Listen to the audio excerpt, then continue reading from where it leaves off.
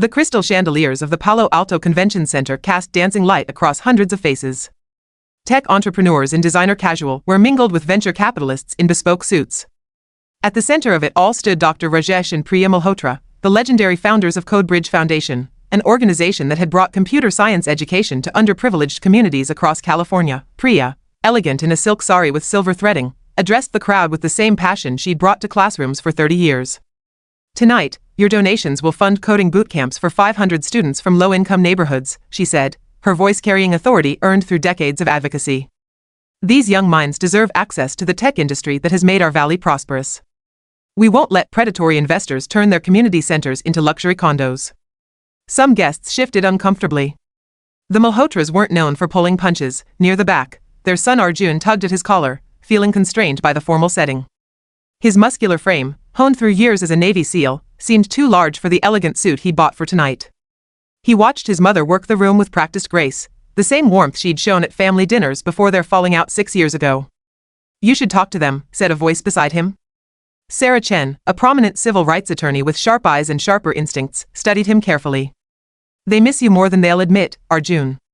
His jaw tightened. 6 years is a long time, Sarah. Some wounds don't heal easily. "And some wounds fester longer the more you ignore them," she countered, touching his arm gently. "They're not getting any younger. Neither is your chance to make peace." On the balcony overlooking the main floor, a man in an expensive Italian suit observed the scene below. Viktor Kozlov's cold blue eyes tracked the elderly couple's movements while his fingers worked his phone camera with practiced efficiency. Click. Click. The photos would satisfy his employer, Nathan Cross. The old couple's stubborn resistance to selling their properties was becoming an expensive problem. Rajesh took the microphone next, his deep voice steady despite the slight tremor in his hands that age had brought. "When my father immigrated to America, he worked 3 jobs to send me to college. Now our foundation helps others build generational wealth through tech education and property ownership. We won't let anyone push us out, not developers, not corporations, not anyone who values profit over people." The crowd erupted in applause. Arjun noticed how his father gripped the microphone tighter than necessary, trying to hide the weakness that pride wouldn't acknowledge. Their last argument echoed in his mind. "Violence solves nothing, son. Your mother and I raised you to use your mind, not your fists." As the gala wound down, Arjun found himself walking toward his parents. Rajesh saw him first, his stern expression softening fractionally. "You look well, Beta." "Thanks, Dad." Arjun cleared his throat. "I was thinking maybe we could meet tomorrow. Talk properly." Priya touched her son's face, tears glistening. "We'd love that. We can disagree about your military career, but family should stay united, especially now, with cross properties becoming more aggressive." Arjun's tactical mind engaged immediately. "Let me help. I have experience dealing with men like that." "No." Rajesh's voice was firm. "We fight our battles with integrity and legal action. That's always been our way." Outside, the spring night had cooled. Arjun walked his parents to their Tesla, his training making him automatically scan the parking structure. The car started smoothly, and Priya rolled down her window. "Tomorrow then? Dinner at 7? "I'll be there," Arjun promised, forcing a smile. "Drive safe." Across the lot, a black Range Rover sat in the shadows, engine purring softly. Inside, Viktor Kozlov lit a cigarette, flame briefly illuminating his angular features. Smoke curled from his lips as he watched the Tesla pull away. "Tomorrow won't come for them," he muttered in Russian, flicking ash onto the leather seat. Arjun stood in the parking structure until his parents' taillights disappeared down University Avenue. For a moment, an inexplicable chill ran down his spine, the kind of premonition that had saved his life in combat zones. Then he shook it off and walked to his own vehicle, unaware that the black Range Rover was now following the same route his parents had taken. The next morning, sunlight streamed through the Malhotra's kitchen windows in their Los Altos Hills home. The aroma of cardamom chai filled the air as Priya prepared breakfast. She hummed a Hindi film song while mixing batter for dosas, the familiar rhythm bringing comfort after a restless night. Rajesh sat at the marble island, reading the San Francisco Chronicle on his tablet. Their housekeeper, Carmen, moved quietly through the house, dusting the family photographs that lined the hallway, images of Arjun's childhood, graduations, and one final photo from before the estrangement. "I hope Arjun really comes today," Priya said, ladling batter onto the hot griddle. "I'll make his favorite, masala dosa with extra coconut chutney." Rajesh looked up. "If he says he'll be here, he'll be here. Military precision, remember?" The house phone rang sharply. Rajesh reached for it, frowning at the unknown number. Dr. Malhotra. The voice was smooth, practiced. I'm calling on behalf of Cross Properties. We'd like to offer you one final opportunity to sell your community center properties at 4 times market value. Rajesh's knuckles whitened around the phone. Listen carefully. I don't care what Nathan Cross offers. Those buildings house families and provide education to hundreds of students. We're not selling. Not now. Not ever. Sir, please reconsider, we're done here. Rajesh ended the call forcefully, making the crystal bowl on the counter rattle. Priya touched his shoulder. Everything okay? Before he could answer, their security system chimed. 3 black Range Rovers had pulled up to their gate. Through the kitchen window, they watched men in tactical gear pour out of the vehicles. Call Arjun, Rajesh said quickly, moving toward his study. Then 911. But there wasn't time. Glass shattered in multiple rooms, synchronized entry points. Heavy boots thundered across hardwood floors. Carmen screamed from the hallway as masked men rushed past her. Viktor Kozlov strode through the front door, his designer suit incongruous with the tactical vest he wore. 2 men grabbed Rajesh as he emerged from his study, slamming him against the wall. In the kitchen, another intruder yanked Priya away from the stove, doses still sizzling. Mrs. Malhotra, Viktor said, walking into the kitchen with mock courtesy. I heard your lovely speech last night about community empowerment. Very touching. But your philanthropy can't buy mercy today. Priya drew herself up, dignity intact despite the rough hands restraining her. We don't need mercy from criminals. She spat in his face, the crack of Viktor's backhand echoed through the kitchen. Rajesh struggled against his captors. Don't touch her. Viktor wiped his face with a monogrammed handkerchief. Zip tie them. Hoods on. Search the study for the financial records. They bound the couple's hands with plastic restraints. Black hoods went over their heads. Rajesh could hear Priya's controlled breathing nearby, scared but refusing to show it. Study's clear, a man reported. No records here. Then we do this the hard way. Viktor's phone buzzed. He answered on speaker. Is it done? Nathan Cross's voice filled the kitchen. Got them both. No records yet. No witnesses, Viktor. Find those records or end them. Make it clean. The line went dead. Carmen huddled in the corner, tears streaming down her face as they dragged her employers out. 20 minutes later, the Range Rovers were gone, leaving only broken glass and Carmen sobbing in their wake. 30 minutes after that, Arjun pulled up to his parents' house, carrying 2 cups of blue bottle coffee and guilt heavy in his chest. He'd rehearsed his apology all morning, for the argument 6 years ago about joining the military instead of following them into education, for staying away so long, for letting pride overcome family. The front door stood open. His training kicked in instantly. He set the coffee down, drew the concealed Glock from his ankle holster, and moved toward the house in a combat stance. Glass crunched under his boots. The foyer showed signs of a coordinated breach, multiple entry points, professional work. Mom? Dad? His voice carried through the house as he cleared rooms methodically. Every corner checked, every angle covered. The kitchen was chaos. Doses burned black on the griddle, a chair overturned, his father's reading glasses shattered on the floor. He found Carmen in the living room, still shaking. Mr. Arjun, they took them. Men in masks. So many men. They hurt Mrs. Priya when she fought back. Arjun's jaw clenched. He pulled out his phone and dialed 911, his voice steady despite the rage building inside. While reporting the kidnapping, he studied the tire tracks outside. 3 vehicles, professional drivers based on the acceleration patterns. This was no random home invasion. Sirens wailed in the distance, growing closer. Through the window, Arjun watched a police cruiser pull up, followed by an unmarked sedan. Detective Marcus Sullivan stepped out, his suit pressed, his manner calm, too calm for the situation. Mr. Malhotra, Sullivan said, extending his hand. We'll handle this. These situations usually resolve quickly when ransoms are involved. Arjun stared at the detective's outstretched hand but didn't take it. Years of combat had taught him to recognize when something was off. Sullivan's eyes were too controlled, his composure too perfect for a fresh kidnapping scene. Squad cars filled the circular driveway. Uniformed officers began taping off the scene. Sullivan pulled out a notebook, his pen hovering over the page.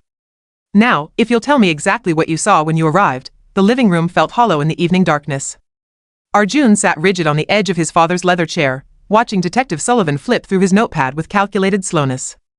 Crime scene techs had finished hours ago, leaving behind fingerprint dust and evidence markers. Let's go through this again, Sullivan said, pen tapping against paper. Can you think of anyone who might want to harm your parents?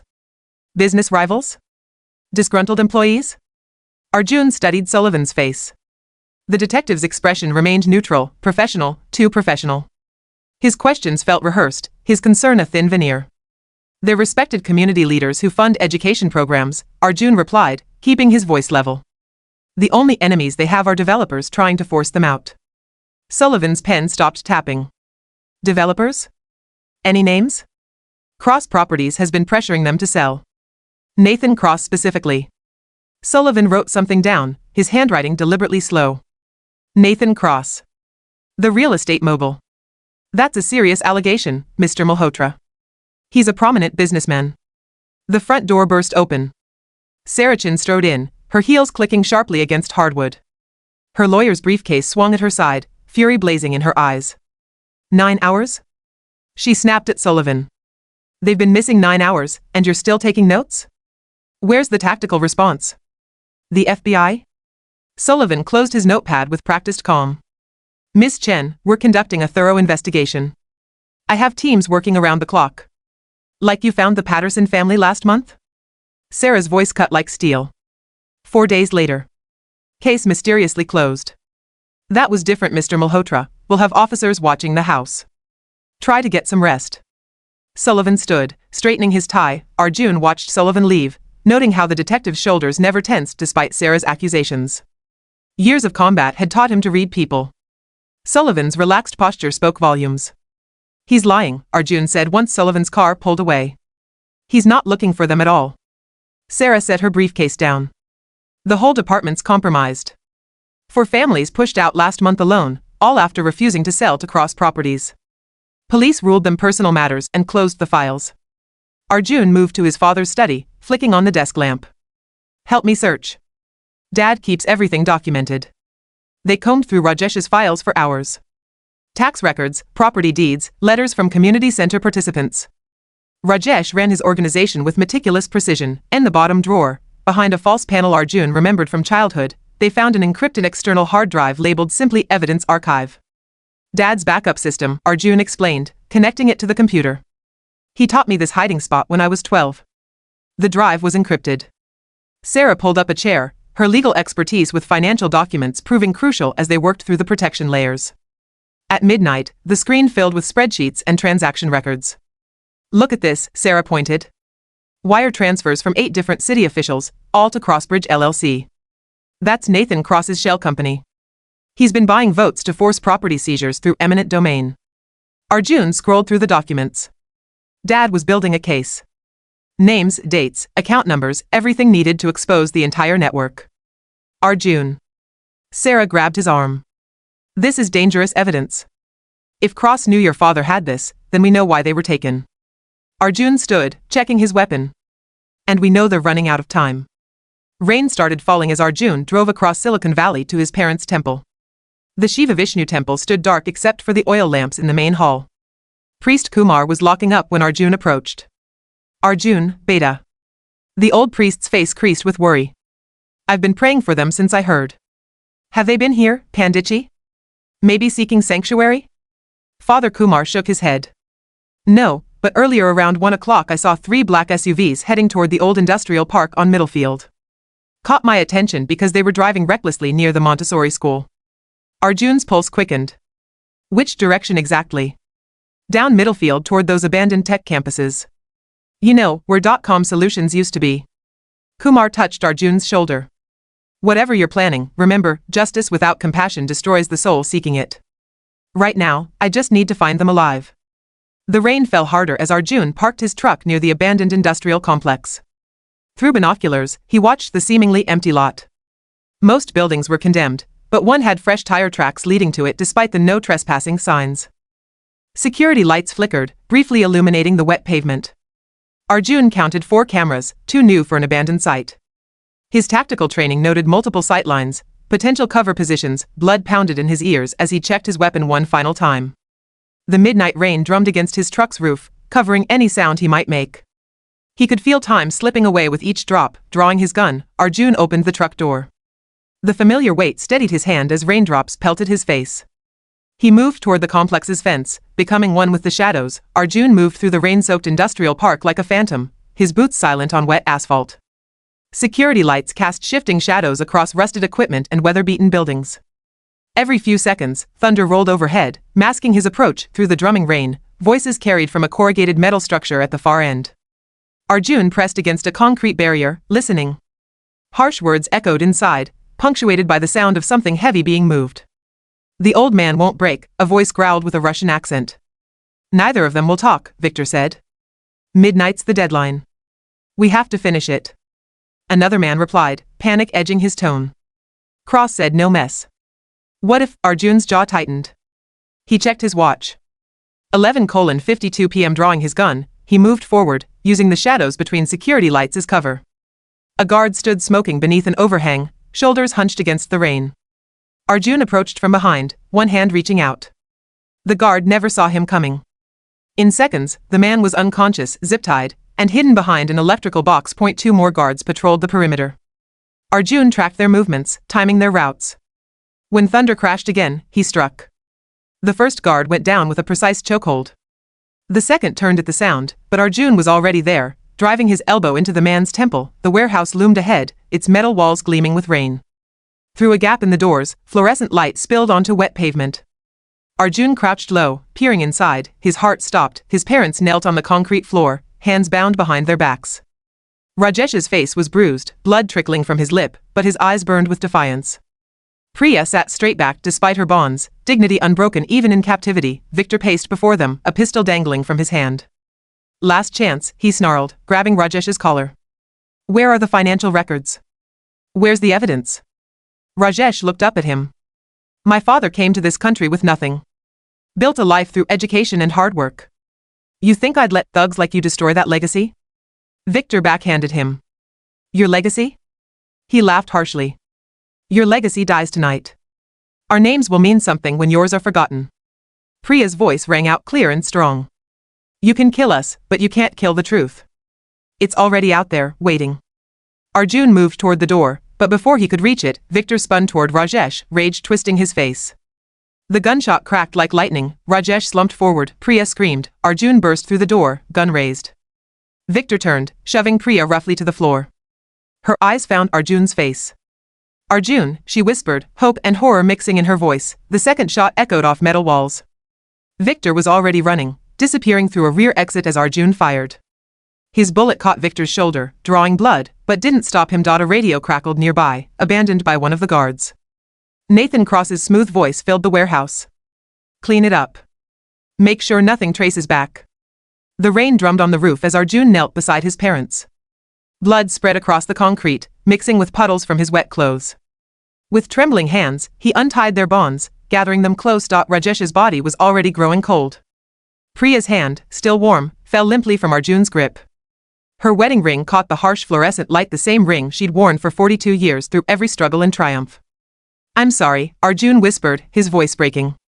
"I'm so sorry I wasn't here sooner, that I stayed away, that I let pride." Thunder rolled outside, drowning out his words.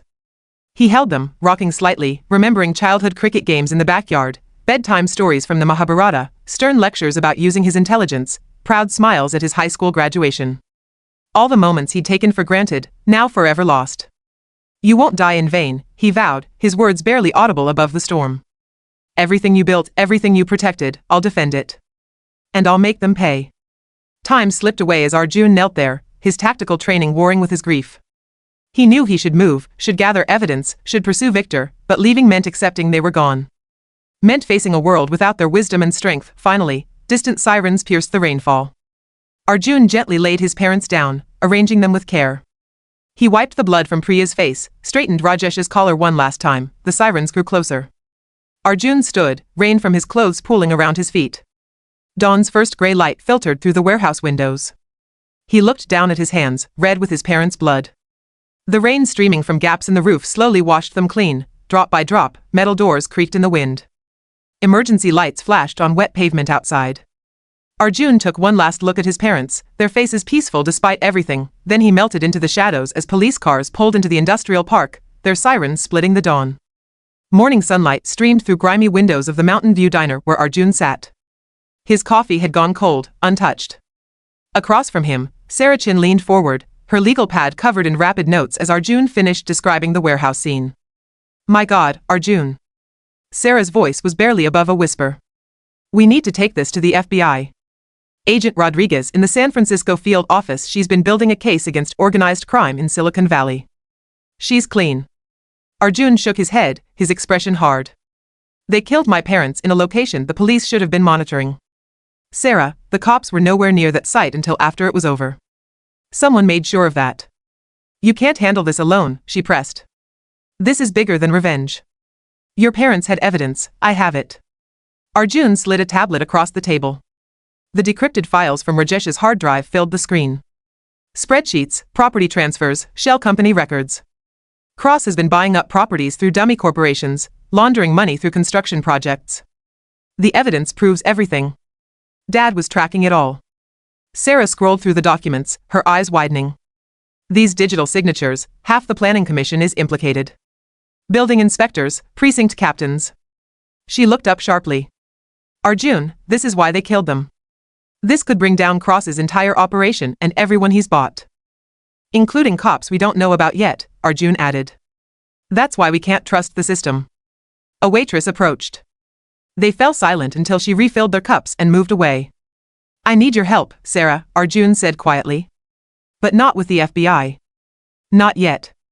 I need you to work the legal angle, property records, permit applications, anything that proves these connections. Build the case while he paused. While you what? Sarah's voice held warning. Become a vigilante? While I handle the direct threat. You know what they'll do with this evidence if we take it to the wrong people. It'll disappear, just like my parents. Sarah stared into her coffee. Years of fighting corrupt systems had taught her hard lessons about institutional justice. Finally, she nodded. I'll help. But promise me this stays about evidence and exposure, not just revenge.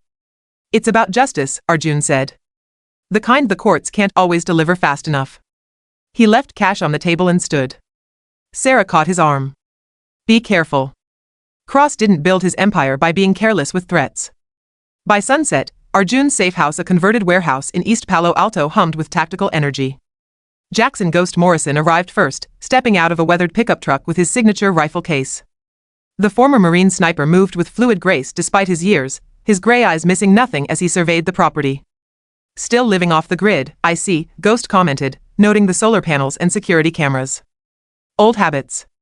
Old habits keep you alive, Arjun replied, embracing his friend. Diego Sarge Ramirez showed up an hour later in a loaded-down SUV. The demolitions expert's broad shoulders filled the doorway as he entered, carrying cases of gear. His usual grin was replaced by grim focus when Arjun explained the situation. They transformed the main floor into an operations center.